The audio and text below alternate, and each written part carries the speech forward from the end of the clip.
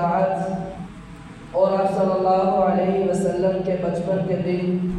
آپ صلی اللہ علیہ وسلم کی جوانی،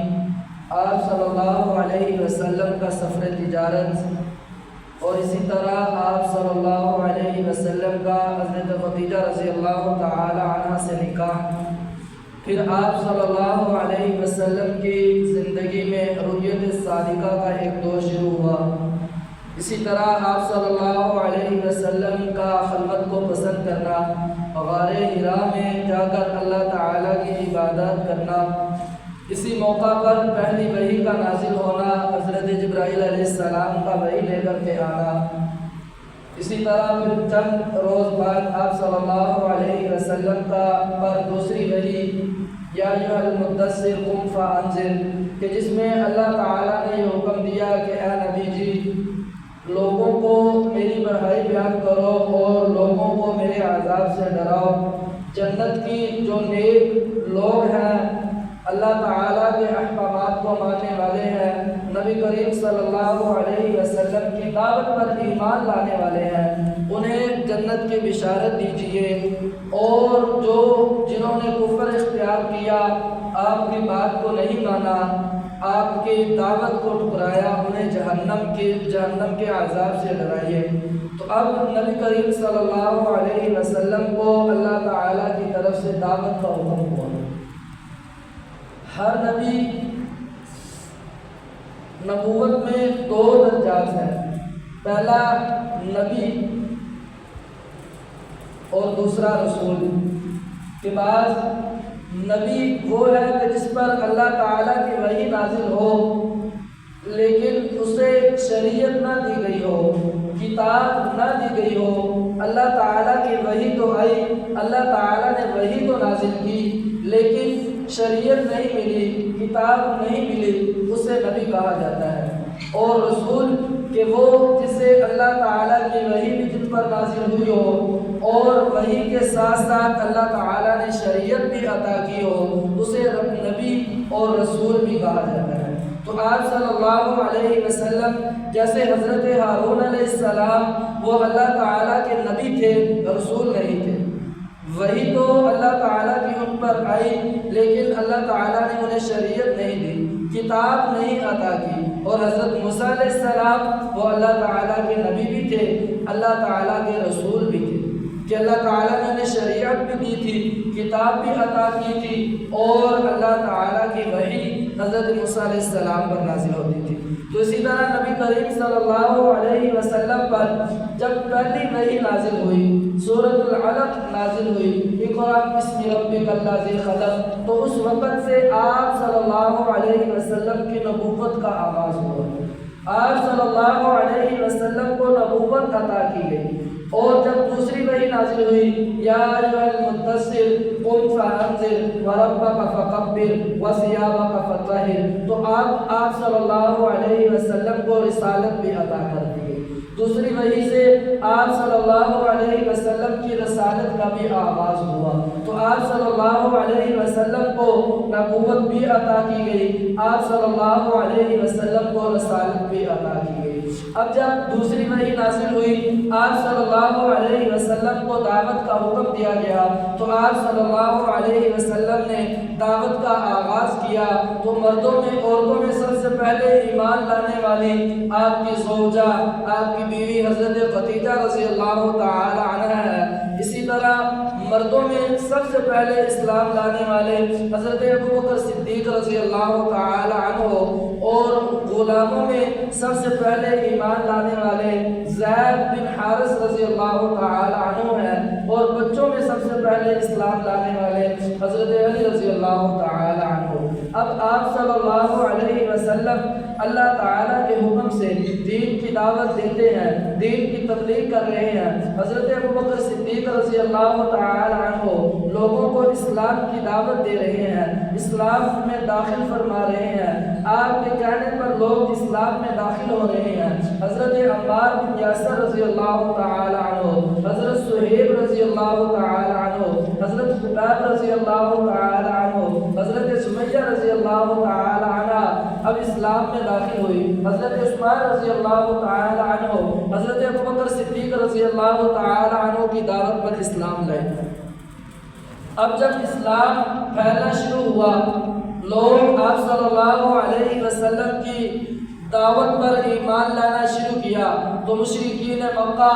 ان کو یہ بات ناگوار گزری کہ وہ یہ بات کہتے تھے کہ ہم تو صدیوں سے ہمارے باپ دادا بھی بتوں کی پوجا کرتے تھے، بتوں کی عبادات کی جاتی تھی اور بتوں پر چڑھاوے چڑھائے جاتے تھے۔ اب یہ نبی نے آ کر کے ہمیں ایک نئی بات بتلا دی، ایک نیا دین ہمیں بتا دیا کہ ایک اللہ سے ہوتا ہے، ایک اللہ کو مانو، ایک اللہ تعالی ہی سارے نظام کو چلانے والے ہیں۔ تو اب مشرکین پر یہ بات گراں گزری تو مشرکین نبی کریم صلی اللہ علیہ وسلم کے مقابلہ میں آنے کا سوچا انہوں نے۔ تو نبی کریم صلی اللہ علیہ وسلم دین کی دعوت دیتے لیکن وہ لوگوں کو دین سے ہٹاتے، وہ لوگوں پر ظلم کرتے۔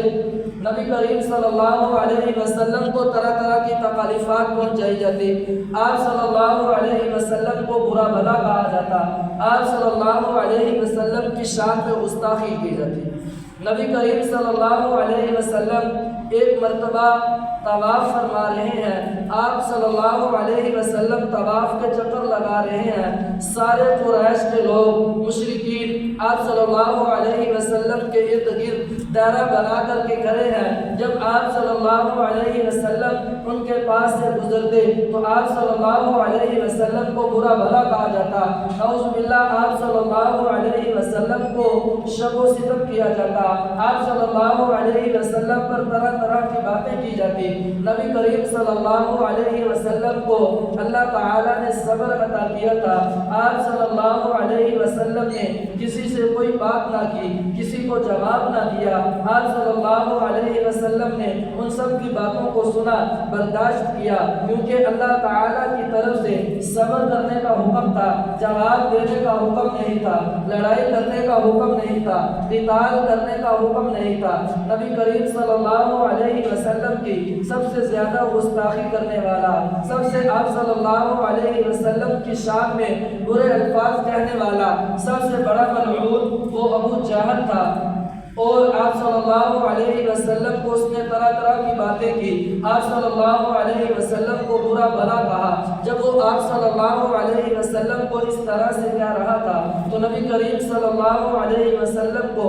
آپ صلی اللہ علیہ وسلم ان کی ساری باتوں کو آپ نے برداشت کیا، کیونکہ اللہ تعالیٰ کی طرف سے یہ حکم تھا۔ پھر وہ ایک عورت ساری باتیں ابو جہل کی سن رہی تھی، اس نے جا کر حضرت فاطمہ رضی اللہ تعالی عنہ کو بتایا کہ آپ کے والد کو ابو جہل نے اس طرح سے برا بھلا کہا، اس طرح سے نعوذ باللہ ان کی شان میں گستاخی کی۔ حضرت فاطمہ رضی اللہ تعالی عنہ نے سوچا کہ میں بھی ایک عورت ہوں، میں تو اس کا مقابلہ نہیں کر سکتی۔ آپ ابو بکر صدیق رضی اللہ تعالی عنہ کے پاس گئی، انہیں جا کر کے بتایا کہ نبی کریم صلی اللہ علیہ وسلم کے ساتھ ابو جہل نے اس طرح کا رویہ اختیار کیا، اس طرح سے ابو جہل نے آپ صلی اللہ علیہ وسلم کو برا بھلا کہا۔ تو حضرت ابو بکر صدیق رضی اللہ تعالی عنہ، کیونکہ وہ بھی قریشی تھے، مالدار تھے، اللہ تعالیٰ نے انہیں بھی عزت عطا کی تھی، اب وہ نبی کریم صلی اللہ علیہ وسلم کے سامنے جا کر کے کھڑے ہو گئے اور انہوں نے کفار کا مقابلہ کیا۔ انہوں نے کہا کہ اگر تم نے ان کی بات نہیں مانی تو نہ مانو، دین اسلام قبول نہیں کرنا تو نہ کرو، لیکن نبی کریم صلی اللہ علیہ وسلم کو برا بھلا نہ کرو، ان پر ظلم زیادتی نہ کرو، ان پر طعن و تشریح نہ کرو۔ تو حضرت ابو بکر صدیق رضی اللہ تعالی عنہ نے نبی کریم صلی اللہ علیہ وسلم کے آگے کھڑے ہو کر نبی کریم صلی اللہ علیہ وسلم کا دفاع کیا۔ بعض روایات میں آتا ہے کہ مشرکین نے آپ صلی اللہ علیہ وسلم کو بھی مارا اور حضرت ابو بکر صدیق رضی اللہ تعالی عنہ کو بھی مارا، لیکن بعض علماء کرام فرماتے ہیں کہ یہ مارنے والا واقعہ بعد میں پیش آیا، اس وقت صرف زبان سے انہوں نے برا بھلا کہا، آپ صلی اللہ علیہ وسلم کو مارا نہیں گیا۔ پھر اس عورت نے ساری باتیں سن رکھی تھی کہ جس طرح سے ابو جہل نے آپ صلی اللہ علیہ وسلم کی شان میں گستاخی کی، وہ حضرت حمزہ رضی اللہ تعالی عنہ کے پاس گئے حضرت حمزہ رضی اللہ تعالی عنہ آپ صلی اللہ علیہ وسلم کے چچا بھی تھے، لیکن اس وقت تک اسلام قبول نہیں کیا تھا۔ تو اس عورت نے سارا معاملہ جا کر حمزہ رضی اللہ تعالی عنہ کو بتایا کہ اس طرح سے آپ کے بھتیجے کو ابو جہل نے اس طرح سے ان کی شان میں گستاخی کی، انہیں برا بھلا کہا، ان کو اس طرح سے باتیں سنائی، لیکن آپ صلی اللہ علیہ وسلم کا دفاع کرنے کے لیے کوئی بھی موجود نہ تھا۔ تو حضرت حمزہ رضی اللہ تعالی عنہ اسلام کو قبول نہیں کیا تھا، مسلمان نہیں ہوئے تھے اس وقت تک، لیکن خونی رشتہ داری تھی، تو اس وجہ سے حضرت حمزہ رضی اللہ تعالی عنہ غصہ میں آئے اور ابو جہل کے پاس گئے اور جا کر کے اس کے سر پر تلوار ماری، اور آپ صلی اللہ علیہ وسلم کی جو اس نے گستاخی کی تھی اس کا بدلہ لے کر آپ صلی اللہ علیہ وسلم کی خدمت میں حاضر ہوئے۔ جا کر کے کہا کہ میں تمہارا بدلہ ابو جہل سے لے کر کے آیا ہوں، جو اس نے تمہیں برا بھلا کہا، تمہارے خلاف باتیں کی، تمہیں تمہاری شان میں گستاخی کی، میں اس کا بدلہ لے کر کے آیا ہوں۔ نبی کریم صلی اللہ علیہ وسلم نے ان کی بات کو سنا اور کوئی خوشی کا اظہار نہیں فرمایا۔ تو حضرت حمزہ رضی اللہ تعالی عنہ نے کہا کہ میں تمہارا بدلہ لے کر، اتنا بڑا تمہارا دشمن، اسلام کا دشمن کہ جو لوگوں کو دین اسلام میں آنے نہیں دیتا، اس سے میں لڑائی لے کر کے آیا ہوں تمہاری خاطر، اور تمہارے چہرے پر کوئی خوشی نہیں، تمہارے چہرے پر کوئی خوشی کے آثار نہیں۔ تو نبی کریم صلی اللہ علیہ وسلم نے ارشاد فرمایا کہ یہ تو آپ نے میری ذات کا دفاع کیا ہے، میرے دین کا دفاع نہیں کیا، تو مجھے تو اس وقت خوشی ہوگی کہ جب آپ کلمہ پڑھ کر اسلام میں داخل ہوں گے۔ تو اب حضرت حمزہ رضی اللہ تعالی عنہ بھی نبی کریم صلی اللہ علیہ وسلم کے ہاتھوں ایمان لائے اور اسلام میں داخل ہو گئے۔ اب مشرکین حضرت حمزہ رضی اللہ تعالی عنہ بہادر، شجاعت، اور آپ حضرت سارے مکہ والے اس بات کو جانتے تھے۔ جب آپ اسلام میں داخل ہوئے تو اب جو بڑے بڑے مشرکین تھے، ابو جہل تھے، بڑے بڑے سردار، ان کو یہ بات درا گزری کہ یہ کیسا نبی ہے، یہ کیسا شخص ہے کہ جسے بھی یہ دعوت دیتا ہے، جو بھی اس کے پاس چل کے جاتا ہے وہ اسی کا ہو کر رہ جاتا ہے، وہ اسلام قبول کر لیتا ہے، وہ دین قبول کر لیتا ہے۔ اب کوئی طریقہ ایسا آزمایا جائے کہ ان کو اس دعوت سے، اس دین سے لوگوں کو دور کیا جائے۔ تو اس سے پہلے کیونکہ وہ ایک مرتبہ تو آزما چکے تھے کہ نبی کریم صلی اللہ علیہ وسلم کے پاس جا چکے تھے کہ اگر دولت چاہیے تو دیں گے، اگر آپ کو شہرت چاہیے، آپ بڑے سردار بننا چاہتے ہیں تو ہم آپ کو سرداری دینے کے لیے بھی تیار ہیں، اگر کوئی جنات وغیرہ کا اثر ہے تو آپ کا علاج کروانے کے لیے بھی تیار ہے۔ لیکن نبی کریم صلی اللہ علیہ وسلم نے ان کی کسی بات کو نہ سنا، بلکہ آپ صلی اللہ علیہ وسلم نے ارشاد فرمایا کہ یہ میرے اللہ کا حکم ہے، اور میرے اللہ نے مجھے یہ حکم دیا ہے کہ میں دین کی دعوت دوں، لوگوں کو اسلام میں داخل کروں، تو میں اس کام کو نہیں چھوڑ سکتا۔ تو اب انہوں نے یہ سوچا کہ جو لوگ ایمان لا رہے ہیں، جو لوگ اسلام میں داخل ہو رہے ہیں، حضرت خباب، حضرت بلال رضی اللہ تعالی عنہ، حضرت عمار بن یاسر رضی اللہ تعالی عنہ، یہ غلام تھے، غریب تھے، اور انہی بڑے بڑے سرداران جو غلام تھے، کوئی ابو جہل کا غلام ہے، کوئی امیہ بن خلف کا غلام ہے۔ تو اب ابو جہل نے یہ کہا کہ ان پر ظلم و ستم کیا جائے، انہیں سزا دی جائے، انہیں مارا جائے، یا تو یہ اسلام کو چھوڑ کر دوبارہ کفر اختیار کر لے، یا پھر اسی حالت میں ان کو موت دی جائے۔ تو امیہ بن خلف نے کہا کہ بلال وہ میرا غلام ہے، میں اس سے پوچھوں گا، یا تو وہ اسلام چھوڑے گا یا پھر وہ اس پر میں ایسا ظلم کروں گا، اور اس پر میں سزا دوں گا کہ اسی حالت میں وہ اس دنیا سے چلا جائے گا۔ تو اب امیہ حضرت بلال رضی اللہ تعالی عنہ کو اس طرح سے سزا دیتا ہے کہ مکہ کی گرمی، تپتی ہوئی زمین، تپتی ہوئی ریت، تپتے ہوئے پتھروں پر آپ کو لٹا دیا جاتا، آپ کی چھاتی پر ایک بھاری چٹان رکھ دی جاتی تاکہ آپ ہل بھی نہ سکیں، اور آپ کی کمر، وہ اس میں سے جو خون اور پیپ بہتی، اس سے وہ زمین ٹھنڈی ہوتی، وہ ریت ٹھنڈی ہوتی۔ تو اس طرح سے حضرت بلال رضی اللہ تعالی عنہ پر امیہ بن خلف نے ظلم کیا۔ اس طرح سے حضرت بلال رضی اللہ تعالی عنہ کو کوڑے مارے جاتے، حضرت بلال رضی اللہ تعالی عنہ کو تپتی ریت ریت پر لٹا دیا جاتا اور امیہ بن خلف کہتا کہ یا تو نبی کا دین چھوڑ دو یا پھر ایسی حالت میں طرف طرف کرنا جو۔ تو حضرت بلال رضی اللہ تعالی عنہ کہتے کہ احد احد، ان کی زبان پر صرف ایک ہی نعرہ تھا اور وہ تھا احد احد۔ جب بھی وہ احد کا نعرہ لگاتے تو امیہ بن خلف ان پر اور ظلم کرتا اور زیادتی کرتا، ان کو کوڑے مارے جاتے، ان کو طرح طرح کی تکالیفیں پہنچائی جاتی، لیکن حضرت بلال رضی اللہ تعالی عنہ نے بھی آپ صلی اللہ علیہ وسلم کے ساتھ ان کی محبت تھی، آپ صلی اللہ علیہ وسلم کے ساتھ ان کی وفاداری تھی، آپ صلی اللہ علیہ وسلم پر ایمان لائے تھے، تو ان کا ایمان اتنا کامل اور اتنا پکا تھا، باوجود اس کے کہ اتنے زیادہ ظلم ہوئے آپ نے احد احد کا نعرہ نہیں چھوڑا، آپ احد احد کا نعرہ لگاتے رہے، یہاں تک کہ امیہ بن خلف حضرت بلال رضی اللہ تعالی عنہ پر ظلم کر کر اس کی انتہا ہو گئی، وہ تھک گیا۔ حضرت بلال رضی اللہ تعالی عنہ کی والدہ کے پاس گیا، جا کر کے کہا کہ تم اپنے بیٹے سے کہو کہ یا تو اس اسلام کو چھوڑ دے، نہیں تو میں ایسے ہی ظلم کر کر کے اسی حالت سے اسے میں دنیا سے رفع کر دوں گا، اسی حالت میں اسے موت آ جائے گی، تو یا تو وہ اس اسلام کو چھوڑ دے، جا کر کے تم اسے سمجھاؤ، جا کر کے تم اس سے بات کرو۔ تو حضرت بلال رضی اللہ تعالی عنہ کی والدہ، کیونکہ وہ والدہ تھی، گئی ان کے پاس، جا کر کے ان سے کہا کہ جس طرح سے انہوں نے بھی اسلام قبول کر رکھا تھا لیکن اسلام کو ظاہر نہیں کیا تھا، حضرت بلال رضی اللہ تعالی عنہ کی والدہ نے تو کہا کہ تم اوپر سے یہ کہہ دو کہ میں اسلام نہیں لایا، میں آپ صلی اللہ علیہ وسلم کا کلمہ نہیں پڑھتا، لیکن دل میں تو اسلام ہے، ان سے جان چھڑائیں، یہاں سے ہجرت کر کے کہیں دور چلے جاتے ہیں، پھر جب حالات بہتر ہوں گے پھر آ جائیں گے، اور آ کر اپنے اسلام کا اظہار کر دینا، آ کر کے اپنے دین کا اظہار کر دینا اور سب کے سامنے اقرار کر لینا، لیکن تمہارے دل میں تو اسلام ہوگا، دل میں تو ہم نے کلمہ پڑھا ہوا ہے نبی کا اور نبی پر ایمان لائے ہیں، لیکن یہ زبان سے کہنا چھوڑ دو۔ تو حضرت بلال رضی اللہ تعالی عنہ نے اپنی والدہ کی بات کو سنا اور آپ مسکرائے۔ تو حضرت بلال کی والدہ نے کہا کہ اتنا ظلم ہو رہا ہے، امیہ بن خلف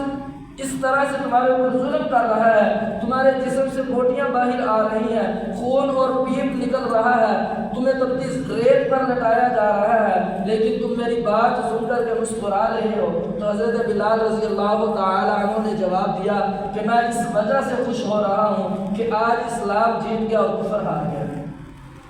کہ یہ کافر انہوں نے ہار قبول کر لی کہ مجھ سے اسلام نہ چھڑا سکے کہ میری والدہ کی سفارش لے کر کے میرے پاس آئے، اگر ان کے اندر ہمت ہوتی، اگر ان کے اندر طاقت ہوتی تو یہ کبھی میری والدہ کی سفارش نہ لے کر کے آتے۔ آج تو محمد کا دین جیت گیا اور یہ کفار ہار گئے کہ جو انہیں سفارش لانے کی ضرورت پیش پڑی۔ تو حضرت بلال رضی اللہ تعالی عنہ احد احد کا نعرہ لگاتے۔ آپ سے کسی نے بعد میں پوچھا کہ یہ آپ احد احد کا نعرہ لگاتے ہیں، اس کے علاوہ کچھ اور بھی تو آپ کہہ سکتے تھے، لا الہ الا اللہ بھی کہہ سکتے تھے، اور بھی کوئی الفاظ بولے جا سکتے تھے، تو لیکن آپ کی زبان پر ایک ہی نعرہ ہوتا تھا، احد احد۔ تو حضرت بلال رضی اللہ تعالی عنہ نے کہا کہ احد احد، میں اس بات کو جانتا تھا کہ یہ ایسا لفظ ہے کہ جس سے کفار چڑھتے ہیں، جو کفار کو بہت برا لگتا ہے کہ جب ان کو یہ کہا جائے کہ اللہ تعالیٰ ایک ہے، احد احد کا نعرہ لگایا جائے کہ وہ ان کے بتوں کو برا بھلا کہنا یہ احد احد کا نعرہ ہے، تو یہ ان پر گراں گزرتا ہے، اس وجہ سے میں یہ احد احد کا نعرہ لگایا کرتا تھا۔ تو یہاں تک امیہ بن خلف نے حضرت بلال رضی اللہ تعالی عنہ پر ظلم اور ستم کیا۔ حضرت ابوبکر صدیق رضی اللہ تعالی عنہ گزر کر جا رہے ہیں، امیہ بن خلف حضرت بلال رضی اللہ تعالی عنہ کو کبھی تپتی ہوئی ریت پر لٹاتا ہے، اوپر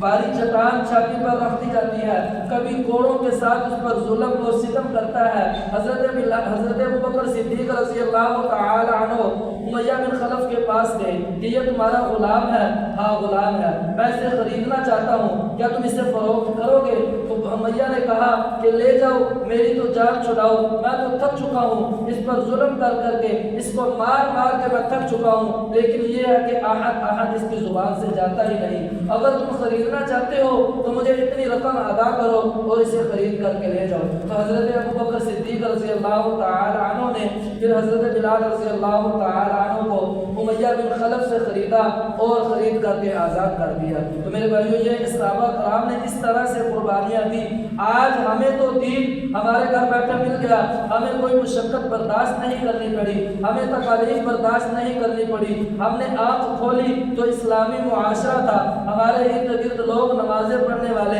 اذان کی آواز ہمیں سنائی دے رہی، ہمیں کلمے کی آواز سنائی دے رہی، قرآن پاک کی آواز ہمیں سنائی دے رہی۔ ہم پر کوئی ظلم نہیں کیا گیا، ہمیں نماز پڑھنے سے روکا نہیں گیا، نماز پڑھنے پر ہمیں مارا نہیں گیا، کلمہ پڑھنے پر ہمیں تپتی ریت پر لٹایا نہیں گیا، کلمہ پڑھنے پر ہمیں کوڑے نہیں مارے گئے، کلمہ پڑھنے پر ہمارے اوپر ظلم نہیں کیا گیا۔ ہم نے تو اسلامی معاشرے میں آنکھ کھولی، اس وجہ سے ہمیں دین اسلام کی قدر نہیں۔ لیکن حضرات صحابہ کرام کے واقعات دیکھیں کہ 13 سالہ مکی زندگی جس میں اللہ تعالیٰ نے صرف محض صبر کا حکم دیا، جہاد کا حکم نہیں تھا، قتال کا حکم نہیں تھا، جنگ کرنے کا حکم نہیں تھا۔ کافر ظلم و ستم کر رہے ہیں، کافر مار رہے ہیں، کافر ظلم کی حد کر رہے ہیں، لیکن آپ صلی اللہ علیہ وسلم کی طرف سے ایک ہی نعرہ ہے کہ صبر صبر صبر کے استقامت کو پکڑ کے رکھو، کہ کیونکہ اللہ تعالیٰ کی طرف سے جہاد کا حکم نہیں آیا، اللہ تعالیٰ کی طرف سے صبر کا حکم ہے۔ تو حضرات صحابہ کرام نے، ان کی بیوی بچیوں نے اس طرح سے قربانیاں دی اس دین کی خاطر۔ 13 سالہ مکی زندگی، اور 13 سالہ مکی زندگی میں جس طرح سے مشرکین نے حضرات صحابہ کرام پر، کلمہ پڑھنے والوں پر ظلم و ستم کیا، اگر ہم تاریخ کی کتابیں اٹھا کر دیکھیں تو ہمیں اس بات کا اندازہ ہوگا کہ یہ اسلام اور یہ دین کتنی مشقتوں کے بعد، کتنی تکالیفوں کے بعد ہم تک پہنچا ہے، اور آج ہمارے لیے مسجد میں جا کر کے نماز پڑھنا بھی مشکل ہے، باوجود اس کے کہ ہمیں کوئی بھی طاقت ہمیں روکنے والی نہیں ہے، ہمیں کوئی روکا نہیں جاتا دین اسلام کو بلند کرنے میں، نماز پڑھنے میں، قرآن پاک کی تلاوت کرنے میں کوئی ہمیں روک نہیں ہے، کسی کی طرف سے سختی نہیں ہے، ہم پر ظلم نہیں کیا جاتا، باوجود اس کے پھر بھی ہم اس دین اور اسلام سے دور ہیں کہ وہ لوگ جنہوں نے دین کے لیے قربانیاں دی، اگر ہم ان کی زندگیوں کو دیکھیں کہ کس طرح سے یہ دین ہم تک پہنچا۔ تو میرے بھائیو یہ حضرات صحابہ کرام کی قربانیوں سے نبی کریم صلی اللہ علیہ وسلم نے تکالیفیں برداشت کی۔ آپ صلی اللہ علیہ وسلم کو پتھر مارے گئے، آپ صلی اللہ علیہ وسلم کو گالیاں دی گئی، آپ صلی اللہ علیہ وسلم کے صحابہ پر ظلم کیا گیا، تب جا کر یہ دین ہم تک پہنچا، اور آج ہم اس دین کی قدر و قیمت بھول چکے ہیں۔ تو میرے بھائیو ہم سب کو نبی کریم صلی اللہ علیہ وسلم کی سیرت کو سمجھنا اور اس پر عمل کرنا اور اس کے مطابق زندگی گزارنی چاہیے، تاکہ کل قیامت والے دن جب ہم نبی کے سامنے پیش ہوں تو ہم یہ کہہ سکیں کہ یا